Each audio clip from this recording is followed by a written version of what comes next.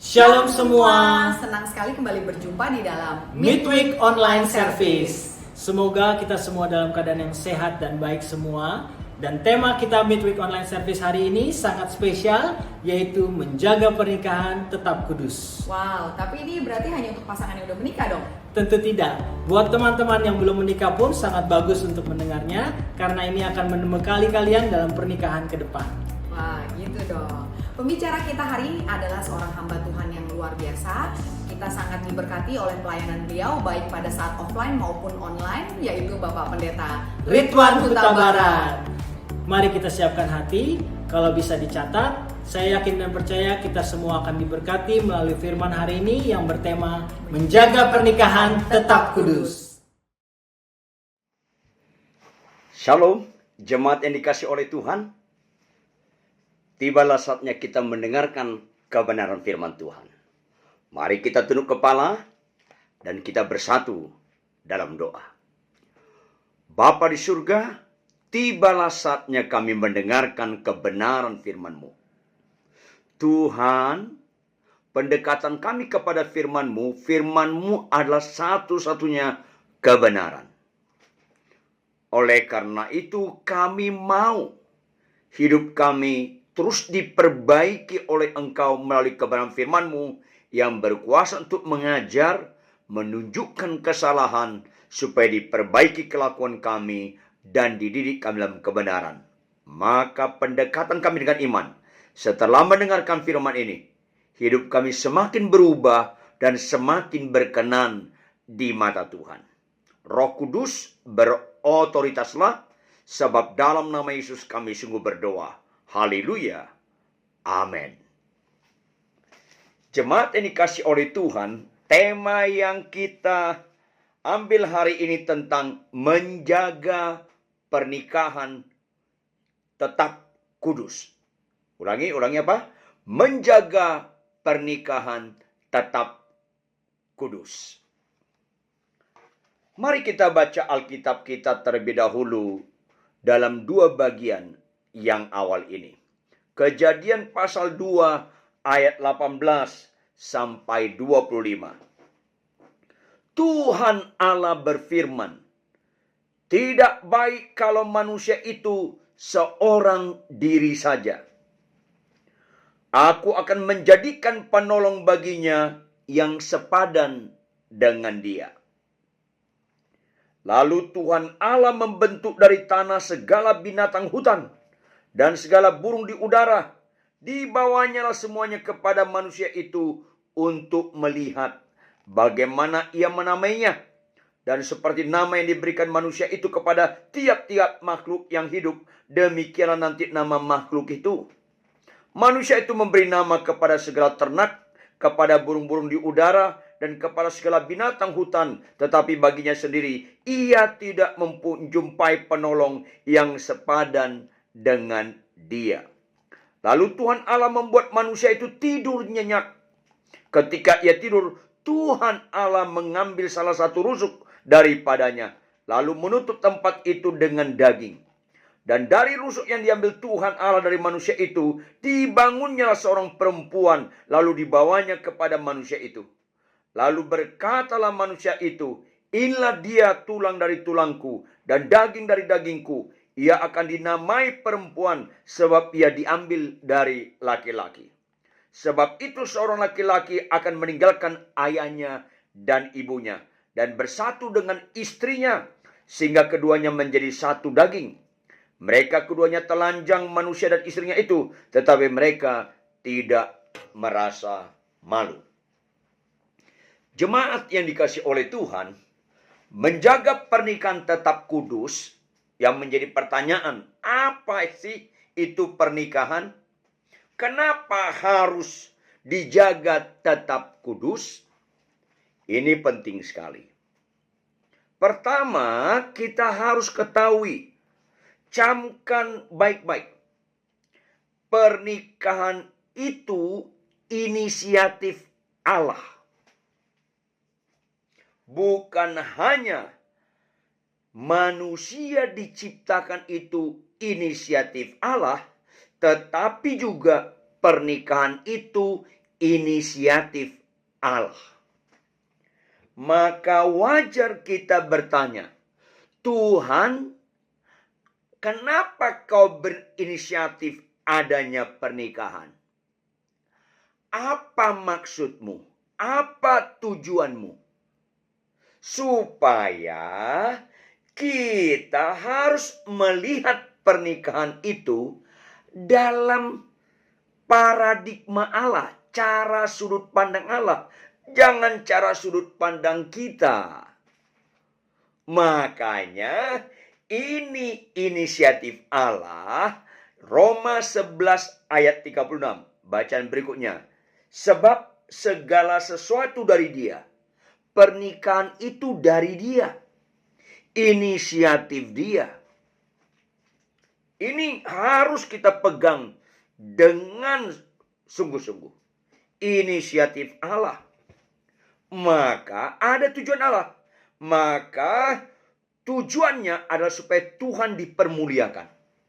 Itu makna dari Kejadian 1 sampai Kejadian pasal 2, awal-awal penciptaan manusia dan pernikahan sebelum kejatuhan dalam dosa.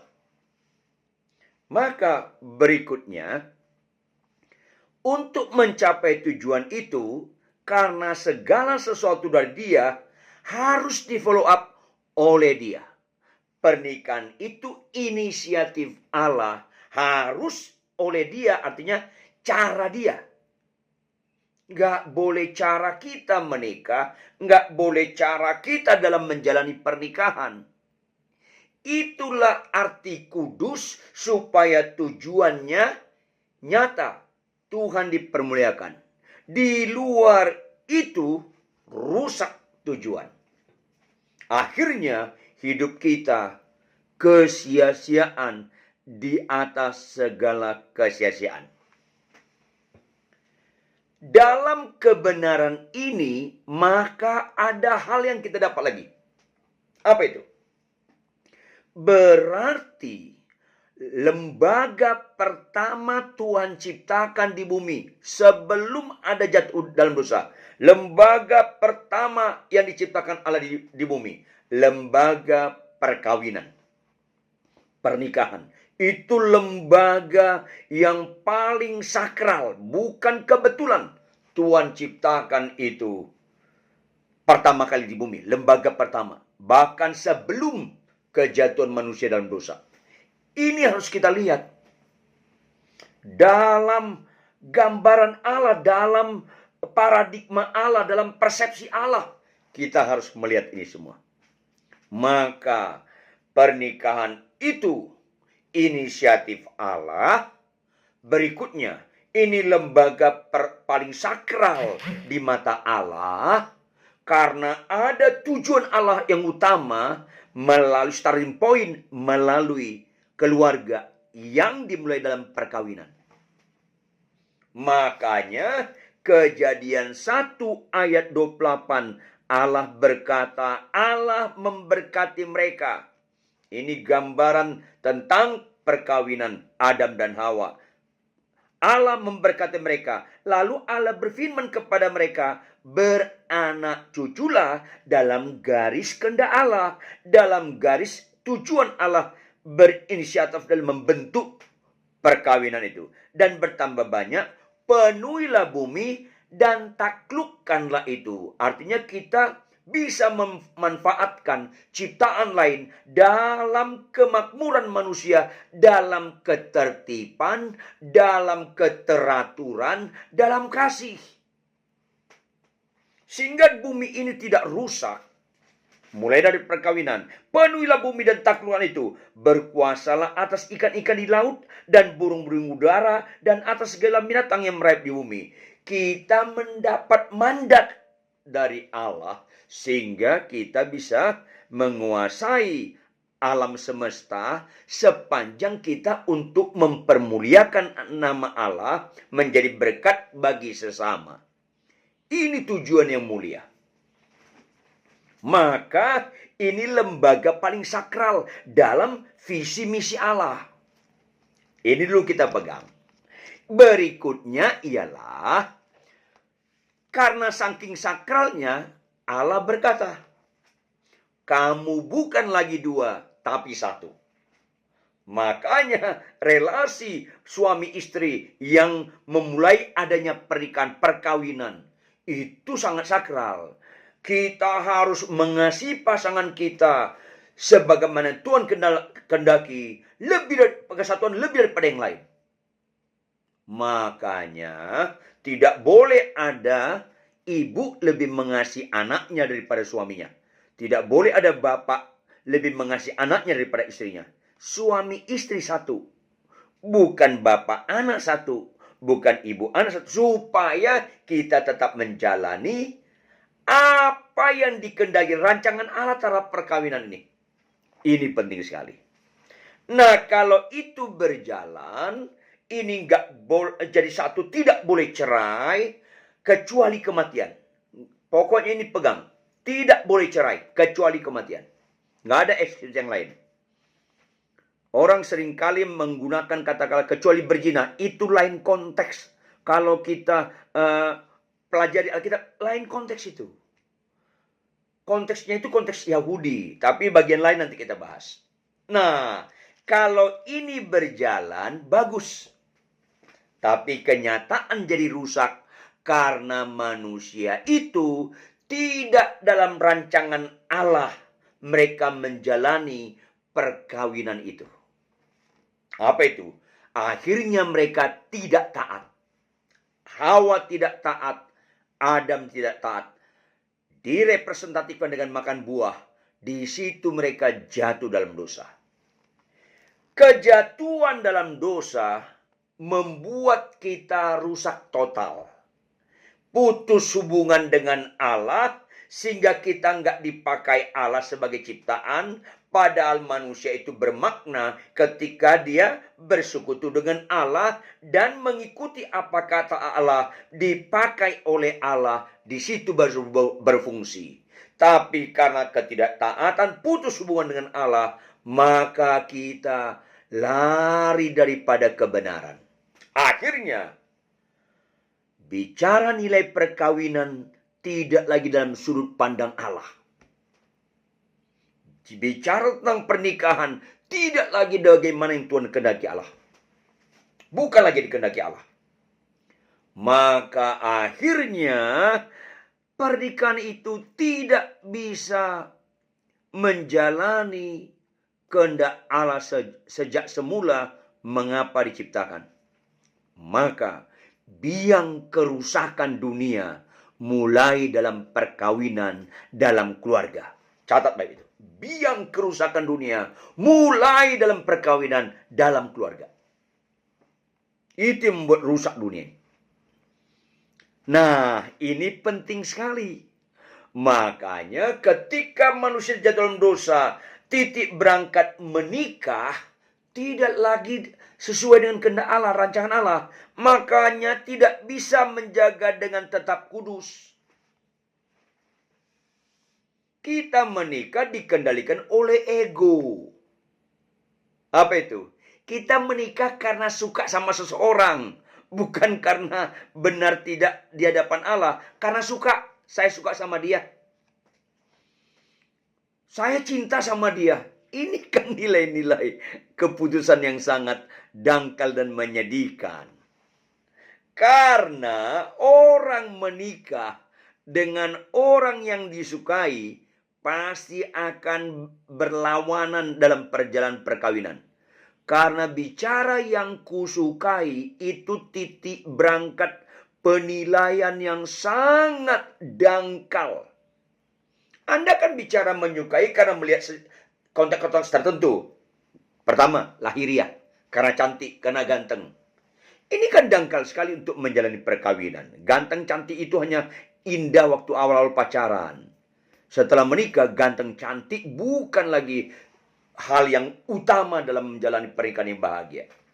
Karena survei membuktikan lebih tinggi angka perceraian di kalangan pasangan ganteng dan cantik. Ya, ganteng cantik tanpa Tuhan lebih gampang nyeleweng. Orang jelek sulit nyeleweng. Maka berbahagialah engkau kalau kau jelek. Nggak, maksud saya berangkat menikah karena saya suka, karena dia cantik, ganteng, karena dia lemah lembut. Itu kan dangkal sekali waktu pacaran. Kenyataan waktu perkawinan itu bisa hilang semua. Oh, dia baik loh, dia ramah. Itu kan ketika belum jadi. Atau ketika belum menikah. Kita kan gampang menipu diri kita. Kita menilai sesaat. Mana ada orang menikah dengan orang yang sungguh mengenal pasangannya.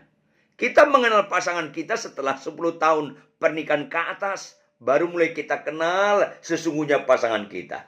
Dan mayoritas orang menikah, apalagi tanpa Tuhan, pasti kaget-kaget dia dengan pasangannya. Kok beda dengan apa yang kupikirkan dulu. Orang menikah karena aku suka, pasti kecewa. Apalagi aku menikah.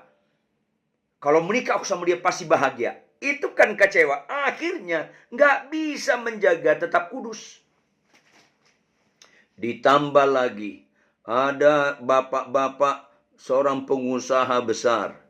Datang ke saya, Pak Ridwan, tolong anak saya laki ini. Doakan, umur 38 tahun belum menikah.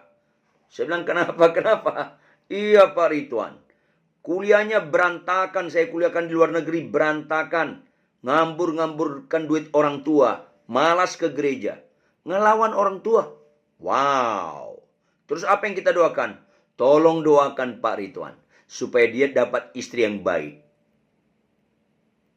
Ini kan kejahatan. Kenapa kejahatan? Saya bilang sama bapak ini. Jahat sekali Anda. Loh, kenapa jahat Pak Ridwan? Ya jahatlah. Menderita anak orang menikah dengan anakmu yang model begini. Kalau orang tuanya yang sudah begitu berkorban, masih dia lawan. Apalagi anak orang yang akan menikah sama dia yang belum berkorban. Habis anak orang. Kita titik berangkat menikah kita egosentris. Kita fokus mencari menantu yang baik. Mana bisa menjaga pernikahan yang kudus kalau begini? Yang benar, bereskan anak kita sebaik-baiknya. Fokus kita bukan calon anak menantu kita, bukan. Bereskan anak kita sebaik-baiknya. Supaya siapapun anak orang menikah dengan anak kita aman. Maka dia akan menjaga pernikahan tetap kudus. Nah, ini titik berangkat pernikahan yang sulit membuat kita menjaga dengan kudus. Maka, bagi kita yang sudah menikah, walaupun pasangan kita belum bertobat, kita sudah bertobat, jangan cerai. Kita Petrus yang beriman memenangkan yang tidak beriman. Jangan cerai. Apalagi Anda sudah diberkati di gereja, konflik macam-macam, kadang-kadang menurut ukuran Anda keterlaluan, tetap jangan cerai. Khotbah hari ini membuat kita menikmati rancangan Allah yang luar biasa. Lebih mujizat dari sakit sembuh. Yaitu apa? Ada terjadi pemulihan. Pertobatan yang indah dalam diri kita. Apa itu? Bahwa segala sesuatu dari dia. Istri, suami, itu dari Tuhan. Itu tidak pernah salah pilih. Itu iman. Karena itu dari Tuhan. Alkitab berkata dari dia. Itu dari Tuhan. Itu tidak pernah salah pilih. Bagaimana menjaga pernikahan tetap kudus? Siapapun pasangan kita dengan segala kekurangannya, dengan kejelekan sifatnya, itu tidak pernah salah pilih. Yang kedua, karena perkawinan itu adalah eksklusif, inisiatif Allah menjadi satu. Maka Alkitab berkata, mereka harus meninggalkan ayah dan ibunya. Maka pernikahan kita tidak boleh dikendalikan pola rumah tangga yang lama, bawa masing-masing ke rumah tangga yang baru. Tidak. Masing-masing kita perkawinan ini pasangan kita dari Allah, harus kita cari oleh Allah, cara Allah. Supaya kudus, arti kudus, memang kita dikhususkan untuk Allah. 1 Petrus 2 ayat 9. Kita imamat yang rajani kepunyaan Allah sendiri, supaya rumah tangga kita yang baru pakai pola Tuhan yang baik dari pasangan kita bawa, yang baik dari pasangan yang lain dari kita juga kita bawa. Yang lain kita tinggalkan. Jangan menjelek-jelekkan rumah tangga, keluarga, pasangan kita, keluarga mertua kita. Jangan. Yang baik ambil. Pokoknya kita di situ belajar merendahkan hati. Dari dia, oleh Tuhan. Ada roh pendukan. Untuk itu, kita yang menikah harus memiliki persekutuan yang erat dengan Tuhan. Bergaul akrab dengan Tuhan. Dengan membaca firman Tuhan. Bukan fokus janjinya. Fokusnya perintahnya. Supaya kita hidup menurut cara dia. Oleh dia. Supaya kita taati. Ini penting. Orang taat tidak berfokus pada janji Tuhan. Orang taat akan dikejar janji Tuhan. Cari dahulu kerajaan Allah dan kebenarannya. Itu perintah. Maka semuanya ditambahkan. Itu janji. Maka kita bersekutu dengan Allah. Pribadi-pribadi, rumah tangga, perkawinan harus memiliki hubungan yang baik dengan Allah. Untuk kita mentaati perintahnya. Supaya dari dia, oleh dia. Maka Bapak, Ibu, saudara yang kekasih, siapapun pasangan kita tidak pernah salah pilih. Maka kita harus pakai dengan cara Allah. Ini hubungan yang sangat sakral. Maka baharui. Tidak boleh ada orang. Tidak boleh ada orang. Pertama tadi apa? Tidak pernah salah pilih. Siapapun pasangan kita tidak pernah salah pilih. Berikutnya, tidak boleh ada orang. Mertua, orang tua, anak, apalagi uang, apalagi kegiatan lain yang bisa mengurangi kasih sayang suami istri. Tidak boleh ada. Tidak boleh ada orang tua, mertua, tidak boleh. Ini relasi sakral, kudus. Diasingkan, dikhususkan untuk Allah. Tidak boleh ada orang yang bisa mengurangi kasih sayang di antara kita pasangan, perkawinan. Ini sakral. Anak pun tidak boleh memecah belah perkawinan. Kita relasi suami istri harus dilihat anak. Relasi yang sangat solid. Anak-anak saya bilang, kalian menikah, silakan tinggalin saya. Saya dorong. Kalian menikah, silakan tinggalkan saya. Saya dorong. Tapi kalau mamalu menikah, meninggalkan saya, mati saya. Makanya anak-anak harus melihat ada keteladanan dalam diri orang tuanya. Betapa sakralnya relasi ini. Bukan lagi dua tapi satu. Makanya mendidik anak jangan beda pendapat. Mulai kita berkomunikasi satu dengan lain. Supaya kita menjaga pernikahan kita tetap kudus. Maka dalam kebenaran ini tidak boleh ada orang. Tidak boleh ada barang. Tidak boleh ada hobi. Tidak boleh ada kegiatan lain. Mengurangi kasih sayang suami istri. Apalagi dosa. Tidak boleh. Jangan ada di antara kita kecewa dengan perkawinan kita. Kalau sampai kecewa langsung serahkan sama Tuhan. Karena titik berangkat pertama tadi itu tidak pernah salah pilih. Maka tidak boleh kita dikuasai kecewa. Akhirnya gampang sekali kita digoda orang lain. Bapak, Ibu, saudara sekalian, tidak boleh ada pacar lama orang lain yang bisa menyelewengkan perhatian kita kepada lawan jenis yang lain. Tidak bisa. Kudus. Tuhan termasuk marah besar orang yang melanggar kekudusan dan perkawinan. Catat baik itu. Marah besar. Maka apapun yang terjadi, konflik apapun yang terjadi, kita tidak boleh nyeleweng. Itu harga mati. Tidak boleh. Bagaimanapun sulitnya. Maka dosa-dosa yang lain juga kita hilangkan. Berbohong. Berbohong tentang satu hal, tentang keuangan. Buka situs porno. Itu hindari. Dosa-dosa kesombongan. Merasa harga diri direndahkan pasangan. Gak usah. Gak usah pikirkan itu. Harga diri kita terletak pada Tuhan.